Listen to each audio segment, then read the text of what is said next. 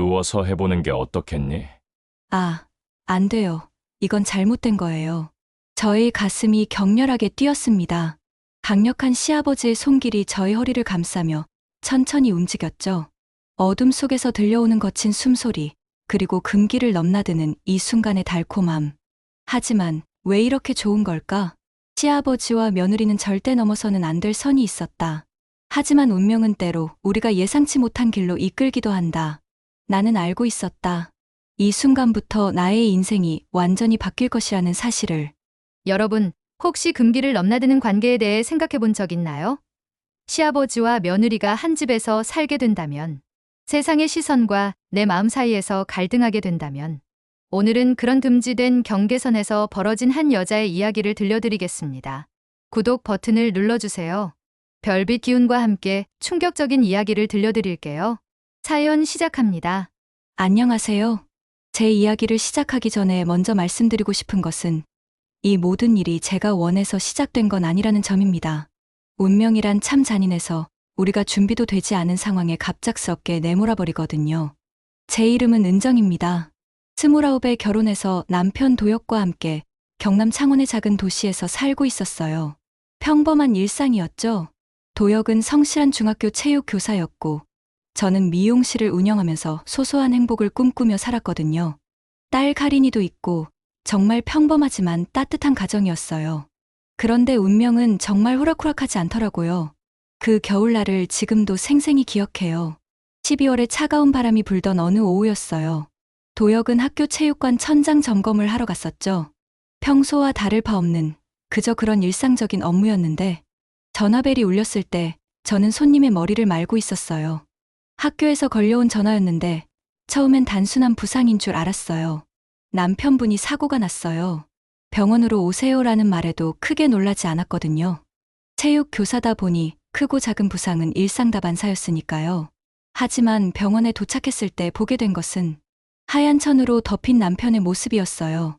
체육관 천장 점검 중에 발생한 추락사고, 남편은 그 자리에서 즉사했다고 했어요.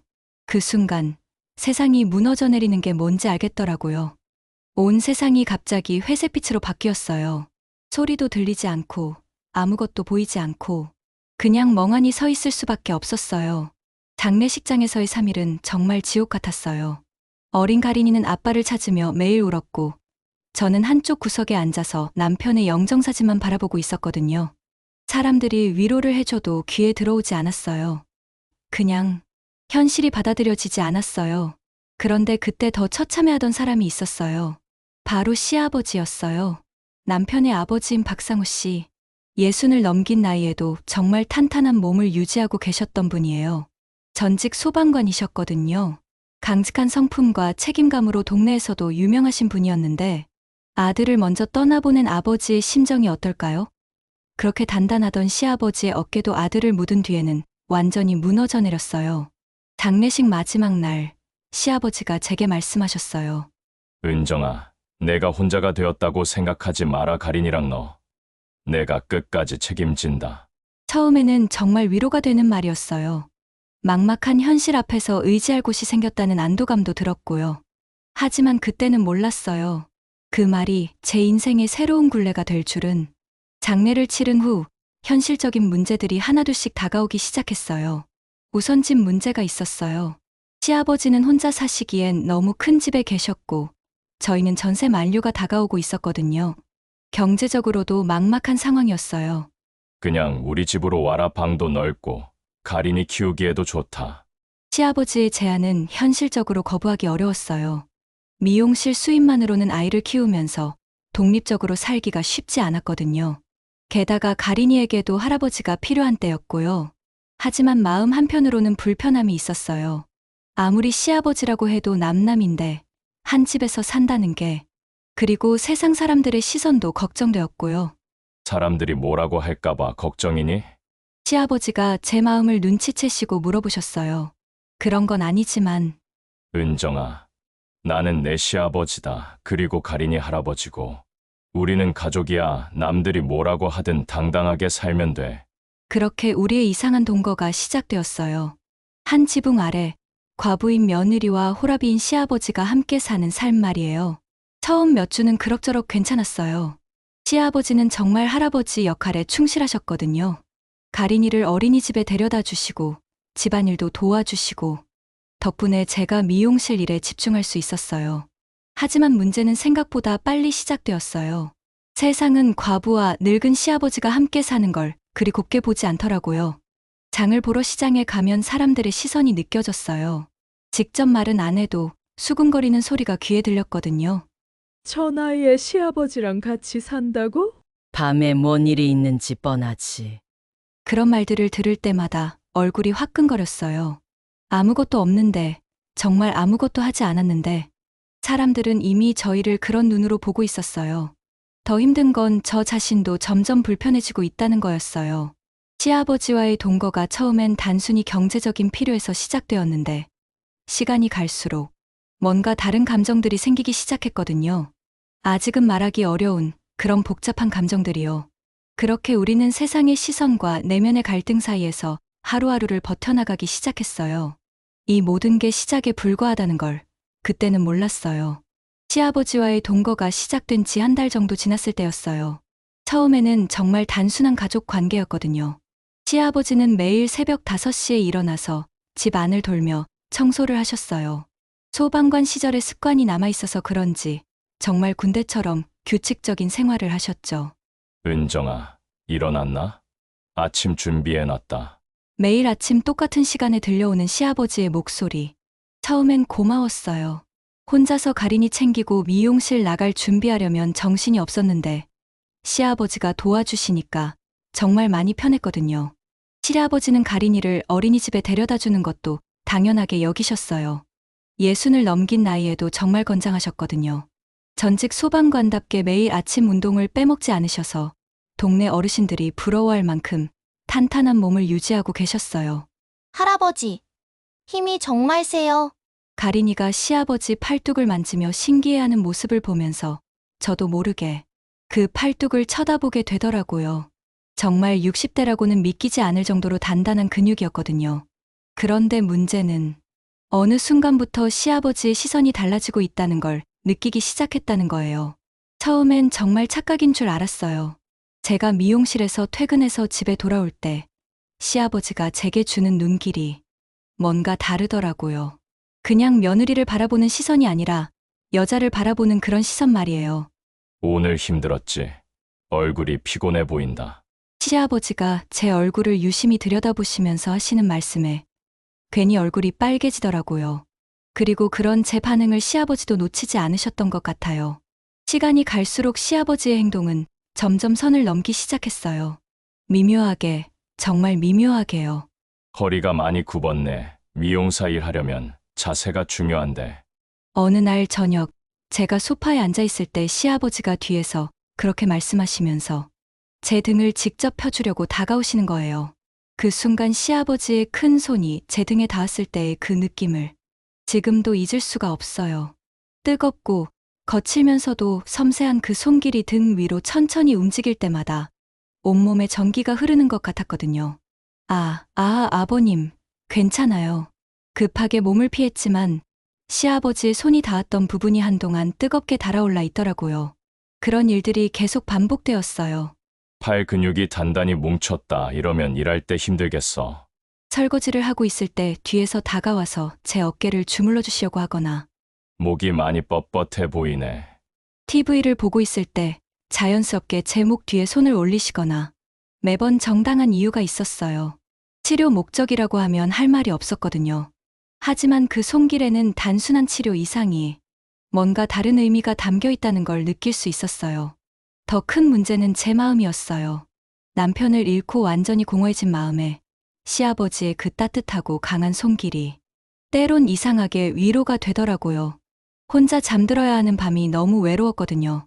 침대에 누워있으면 남편 생각이 나서 잠이 오지 않았는데 시아버지의 손길을 받은 날에는 이상하게 마음이 안정되면서 깊은 잠에 빠지곤 했어요.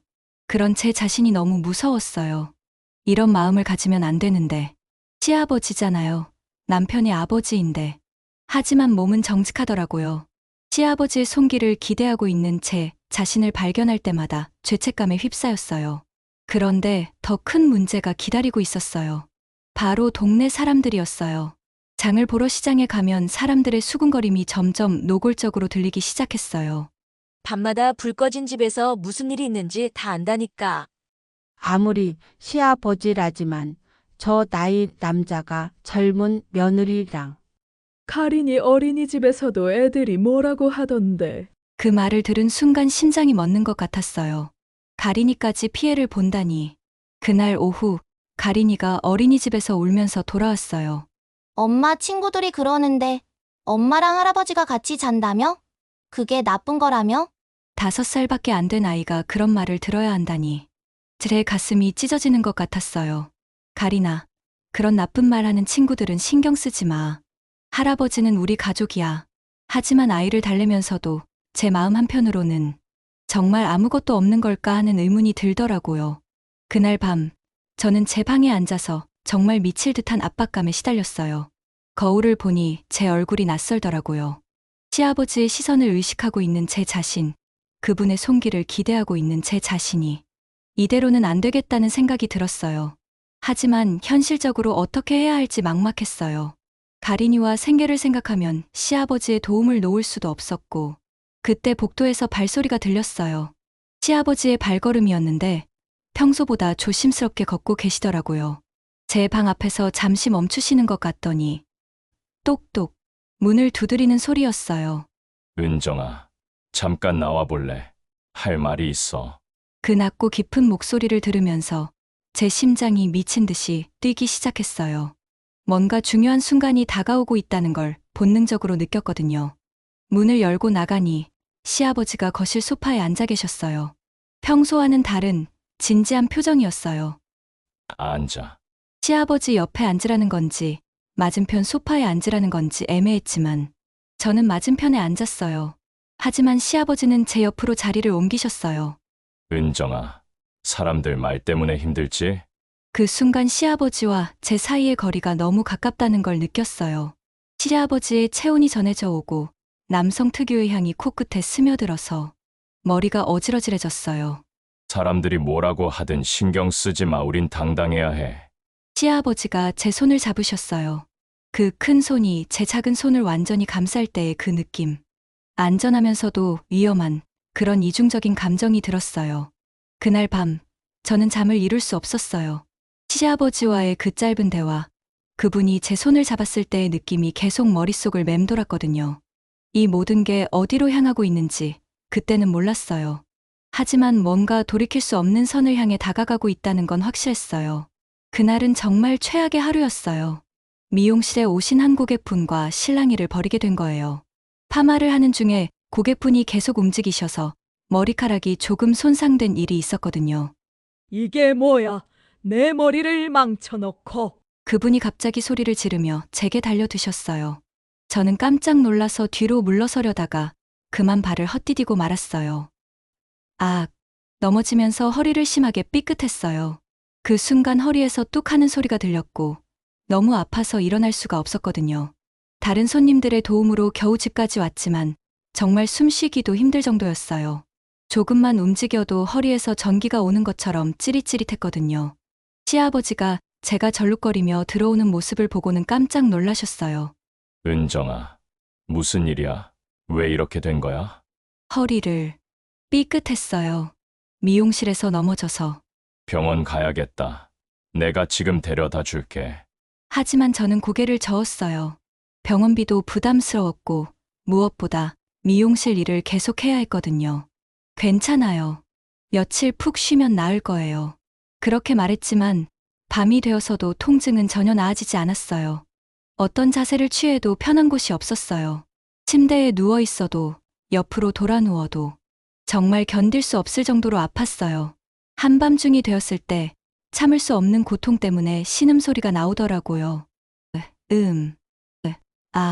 그때 문 밖에서 시아버지의 목소리가 들렸어요. 은정아, 괜찮나? 소리가 들려서. 네, 괜찮아요. 하지만 전혀 괜찮지 않았어요. 거짓말이었죠. 잠시 후 문이 조심스럽게 열리더니 시아버지가 들어오셨어요. 가만히 있어라. 내가 한번 봐줄게. 아버님, 정말 괜찮아요. 내가 예전에 구조 활동하면서 응급 물리 치료도 배웠어. 이런 걸 방치하면 디스크로 발전할 수 있다. 시아버지의 목소리에는 확신이 있었어요. 그리고 정말 전문가처럼 들렸거든요. 은정아, 나 믿어라. 그 말을 듣고 저는 결국 고개를 끄덕였어요. 너무 아팠거든요. 시아버지가 침대 옆에 앉으시면서 말씀하셨어요. 옆으로 돌아 누워라. 어디가 아픈지 정확히 봐야겠어. 저는 천천히 옆으로 돌아 누웠어요. 그 순간 시아버지의 손이 제 허리에 닿았을 때 정말 놀랐어요. 생각보다 뜨거웠거든요. 여기가 아픈 곳이지? 시아버지의 손가락이 정확한 지점을 눌렀을 때 저도 모르게 소리가 났어요. 네, 바로 거기에요. 근육이 완전히 굳어있네. 이거 제대로 풀어줘야겠어. 시아버지가 허리 부분을 천천히 주물러주기 시작했어요. 처음에는 정말 아팠는데 점점 시간이 지나면서 통증이 가라앉기 시작했어요. 어때? 조금 나아지니? 네, 신기해요. 정말 아픈 게 줄어들고 있어요. 그런데 문제는 그 다음이었어요. 시아버지의 손길이 점점 더 넓은 범위로 움직이기 시작한 거예요. 허리에서 등으로, 등에서 어깨로. 전체적으로 근육이 많이 뭉쳐 있어. 스트레스도 많이 받았나 보네. 시아버지의 목소리가 평소보다 낮고 부드러워졌어요. 그리고 그 손길도 단순한 치료를 넘어서는 뭔가가 있다는 걸 느낄 수 있었어요. 아버님, 쉬 가만히 있어. 아직 다 안 끝났어. 그때 방 안의 분위기가 완전히 바뀌었어요. 시아버지의 호흡 소리가 점점 거칠어지고 있었고 제 심장도 미친 듯이 뛰고 있었거든요. 시아버지의 손이 제 목 뒤로 올라왔을 때 저는 온몸에 전율이 흐르는 걸 느꼈어요. 목도 많이 뻣뻣하네. 그 순간 저는 침실 한쪽에 놓인 남편의 영정사진이 눈에 들어왔어요. 남편이 우리를 바라보고 있는 것 같았어요. 안 돼요. 이러면 안 돼요. 저는 몸을 일으키려고 했지만 허리 때문에 제대로 움직일 수가 없었어요. 은정아, 괜찮아. 이건 치료야. 하지만 시아버지의 목소리에서 느껴지는 건 더 이상 단순한 치료가 아니었어요. 너도 힘들잖아. 혼자서 모든 걸 견디려고 하지 마.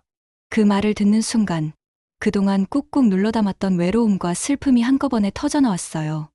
아버님, 저 정말 힘들어요. 나도 알고 있어. 나도 마찬가지야. 그날 밤 우리 사이에 정확히 무슨 일이 있었는지는 구체적으로 말씀드리기는 어려워요. 하지만 분명한 건 그 순간 이후로 우리의 관계가 완전히 달라졌다는 거예요.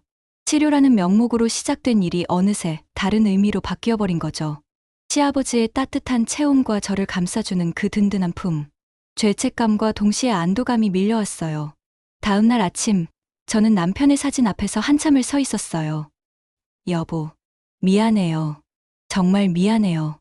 눈물이 흘러내렸지만 그게 후회의 눈물인지 다른 감정의 눈물인지 저 자신도 확실하지 않았어요. 허리 통증은 정말 많이 나아졌어요. 시아버지의 치료 실력은 정말 대단했거든요. 하지만 제 마음은 더 복잡해졌어요. 그 이후로 시아버지를 바라보는 제 시선도 달라졌고, 시아버지가 저를 보는 눈길도 예전과는 완전히 다른 것이었어요. 은정아, 어제 밤일은 다음날 시아버지가 조심스럽게 말을 꺼내셨지만 저는 고개를 저었어요. 아무 일도 없었어요. 그냥 치료받은 거예요. 하지만 우리 둘 다 알고 있었어요. 그것이 단순한 치료가 아니었다는 걸. 그리고 우리 사이에 돌이킬 수 없는 일이 벌어졌다는 걸. 그날 이후로 저는 완전히 혼란에 빠졌어요. 낮에는 죄책감에 시달렸지만 밤이 되면 다시 그 순간을 떠올리게 되었거든요. 시아버지도 마찬가지였던 것 같아요. 평소보다 더 자상하게 저를 챙겨주셨지만 동시에 어딘지 어색한 분위기가 흘렀어요. 그렇게 우리는 금기의 선을 넘어버렸어요. 그리고 그 선 너머에서 우리를 기다리고 있는 것들을 아직은 알지 못했죠. 그 일이 있은 후 며칠 동안은 조용했어요. 시아버지와 저는 서로 눈치를 보며 어색하게 지냈죠. 하지만 제 허리는 정말 놀랍도록 좋아졌어요. 시아버지의 치료 실력이 정말 대단하다는 걸 인정하지 않을 수 없었거든요. 문제는 동네 사람들이었어요. 소문이라는 게 참 무서운 거더라고요. 어디서부터 시작된 건지 모르겠지만 저희에 대한 이야기가 급속도로 퍼져나가기 시작했어요. 처음에는 그냥 수군거림 정도였어요. 시장에 장을 보러 가면 사람들이 저를 보고 속삭이는 소리가 들렸거든요. 저 집 며느리 시아버지랑 둘이서만 산다며? 밤마다 무슨 일이 벌어지는지 뻔하잖아. 그런 말들을 들을 때마다 얼굴이 화끈거렸어요. 아무것도 모르면서 함부로 추측하는 사람들이 너무 밉더라고요. 하지만 소문은 점점 더 구체적으로 변해갔어요. 저번에 밤늦게 지나가는데 저 집에서 이상한 소리가 들리더라. 아, 그러고 보니 요즘 저 며느리 표정이 많이 달라졌던데. 그런 말들이 미용실 손님들 입에서도 나오기 시작했어요. 단골 고객분들이 하나둘씩 오지 않기 시작했고, 새로운 손님들도 줄어들었어요. 은정 씨, 혹시 무슨 문제라도 있어요? 요즘 동네에서 이상한 소문이. 한 단골 고객분이 조심스럽게 물어보셨을 때, 저는 정말 억울했어요. 무슨 소문이요? 저희는 그냥 가족으로 살고 있는데. 아, 그래요? 그럼 다행이네요. 요즘 사람들이 워낙 말이 많아서. 하지만 그분의 표정에서 완전히 믿고 있지는 않다는 걸 느낄 수 있었어요. 그러던 어느 날, 정말 큰 사건이 터졌어요. 동네 부녀회장인 박 여사님이 직접 우리 집으로 찾아온 거예요. 그것도 다른 부녀회원들까지 대동하고 말이에요. 은정 씨, 잠깐 나와 보세요. 현관 앞에 서서 부르는 박 여사님의 목소리가 평소와 달리 차갑더라고요. 밖으로 나가보니 대여섯 명의 아주머니들이 심각한 표정으로 저를 쳐다보고 있었어요. 은정 씨, 우리가 이런 말 하기 참 그렇지만 요즘 동네에 좋지 않은 소문이 너무 많이 돌고 있어요. 무슨 소문 말씀이세요? 시아버지와 단둘이 살면서 그런 있을 수 없는 일들이 벌어지고 있다는. 박 여사님의 말에 다른 아주머니들도 고개를 끄덕였어요. 우리도 믿고 싶지 않아요. 하지만 너무 많은 사람들이 이야기하니까가. 밤에 이상한 소리가 난다는 사람도 있고. 가린이에게도 좋지 않을 텐데. 그 순간 정말 억울하고 화가 났어요. 도대체 무슨 근거로 그런 말씀들을 하시는 거예요? 저희는 그냥 가족으로. 그때 집 안에서 시아버지가 나오셨어요. 아주머니들의 목소리를 들으셨나 봐요. 무슨 일이야? 은정아? 시아버지가 나타나자 아주머니들의 표정이 더욱 굳어졌어요. 박 선생님, 죄송하지만 정말 할 말이 있어서 왔어요. 박 여사님이 시아버지께 직접 말씀드렸어요.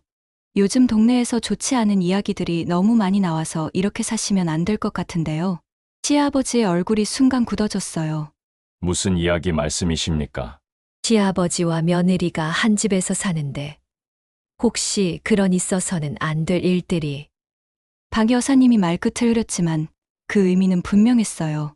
시아버지가 깊게 한숨을 쉬셨어요. 아, 그런 이야기군요. 그리고는 갑자기 집 안으로 들어가시더니 뭔가를 가지고 나오셨어요. 낡은 노트 한 권이었어요. 이걸 한번 보시죠. 시아버지가 그 노트를 펼쳐서 보여주셨어요. 거기에는 빽빽하게 뭔가가 적혀 있었어요. 이게 뭐예요? 박 여사님이 의아해하며 물어보자 시아버지가 설명해 주셨어요. 은정이 치료 기록입니다. 언제 어디가 아팠는지, 어떤 방법으로 치료했는지 모두 기록해놨어요. 치료 기록이요? 내 은정이가 허리를 다쳤을 때부터 시작해서 목이 아플 때, 어깨가 뭉쳤을 때 모든 치료 과정을 기록했습니다. 노트에는 정말 자세하게 적혀 있었어요. 날짜별로 제가 어디가 아팠는지, 시아버지가 어떤 방법으로 치료해 주셨는지. 저는 소방관 시절에 응급구조와 물리치료를 배웠습니다. 은정이가 아플 때마다 그 지식을 활용해서 도와준 것뿐이에요. 아주머니들이 노트를 돌려보며 수군거렸어요. 정말 치료 기록이네. 이렇게 자세히 적어놨다고? 하지만 박 여사님은 여전히 의심스러운 표정이었어요. 그럼 실제로 치료 효과가 있다는 말씀이세요? 한번 보시죠. 갑자기 시아버지가 박 여사님께 다가가셨어요. 박 여사님, 평소에 허리가 아프시죠? 걸을 때 조금 굽어서 걸으시는 걸 봤어요. 그걸 어떻게? 허리를 펴보세요. 제가 한번 봐드릴게요. 박 여사님이 주저하자 다른 아주머니들이 말했어요. 해보세요. 박 여사님, 정말 효과가 있나 한번 보자고요. 결국 박 여사님이 동의했어요. 시아버지가 박 여사님의 허리 부분을 몇 분간 주물러 주셨는데 박 여사님의 표정이 놀랍게 변했어요. 이게 뭐예요? 허리가 정말 시원해졌어요. 평소에 굽어서 걸으시던 박 여사님이 허리를 쭉 펴고 서실 수 있게 된 거예요. 우와, 진짜네. 박 여사님, 자세가 완전히 달라졌어요. 다른 아주머니들도 깜짝 놀라며 소리쳤어요. 저도 해주세요. 저도 어깨가 많이 아픈데. 갑자기 분위기가 완전히 바뀌었어요. 아주머니들이 앞다투어 시아버지에게 치료를 부탁하기 시작했거든요. 시아버지는 한 분 한 분 정성스럽게 치료해 주셨어요. 그리고 모든 분들이 효과를 봤어요. 이건 정말 신기해요. 박 선생님, 이런 실력이 있으셨다니. 그제야 박 여사님이 저와 시아버지에게 고개를 숙이셨어요. 정말 죄송해요. 오해했네요. 괜찮습니다. 충분히 그럴 수 있다고 생각해요. 시아버지가 차분하게 대답하셨어요. 나는 아들의 아내를 지키기 위해 이런 일을 했을 뿐입니다. 은정이가 아플 때 도와주는 것이 시아버지로서 당연한 일이라고 생각했어요. 그 말을 들으면서 제 가슴이 뭉클해졌어요. 시아버지의 진심이 느껴졌거든요. 그날 이후로 동네 사람들의 수군거림은 완전히 사라졌어요. 오히려 시아버지를 찾아와서 치료를 부탁하는 분들이 늘어났어요. 하지만 제 마음의 갈등은 계속되었어요. 시아버지가 정말 순수한 치료 목적으로만 저를 도와주신 건지, 아니면 그 속에 다른 감정도 있었던 건지, 그리고 저 자신도 마찬가지였어요. 시아버지의 손길을 받을 때 느꼈던 그 복잡한 감정들이 단순히 치료에 대한 감사함이었을까요? 진실은 아마 우리 둘만 알고 있을 거예요. 그리고 그 진실은 세상이 생각하는 것과는 조금 다를지도 모르겠어요. 동네 소동이 정리된 후 시아버지는 완전히 새로운 사람이 되셨어요. 마을의 치료사로 불리며 다시 존경받기 시작한 거죠. 매일 아침이면 치료를 받으러 오시는 분들로 우리 집 앞이 북적거릴 정도였어요. 박 선생님, 오늘도 부탁드려요. 어제 받은 치료 덕분에 정말 개운했어요. 동네 어르신들이 줄을 서서 기다리실 때가 많았어요. 시아버지는 그런 분들을 하나도 거절하지 않으시고 정성스럽게 치료해드렸어요. 다들 나이 들면서 여기저기 아픈 곳이 많으시죠.